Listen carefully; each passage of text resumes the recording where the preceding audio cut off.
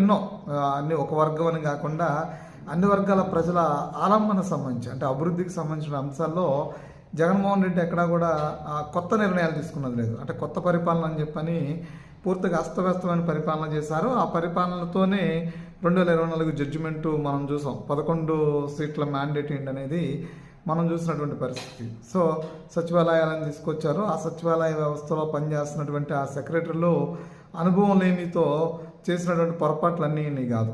వాలంటీర్లు అయితే పూర్తిగా భేదాబిక్క ముసలాముతక ఉన్నటువంటి ఈ పెన్షన్ బ్యాచ్ ఎవరైతే ఉన్నారో వాళ్ళందరినీ కూడా జగన్మోహన్ రెడ్డి ఓటు అయిపోతుంది పెన్షన్ బీకేస్తాం అనే రేంజ్లో బెదిరించినటువంటి పరిస్థితి. అంటే అలాంటి విధానానికి మాత్రమే నాంది పలికి ఆ కొత్త పరిపాలన విధానం తీసుకొచ్చారు. సరే, దానివల్ల నష్టం జరిగిందా లాభం జరిగిందా అంటే నష్టం జరిగింది అనేది చాలా స్పష్టంగా కనబడుతుంది. అది ఎవరో చెప్పడం అవసరం లేదు, ఎందుకంటే అది చాలా క్లియర్గా కనబడుతున్న అంశం కాబట్టి. సో ఆ విషయం అలా పక్కన పెడితే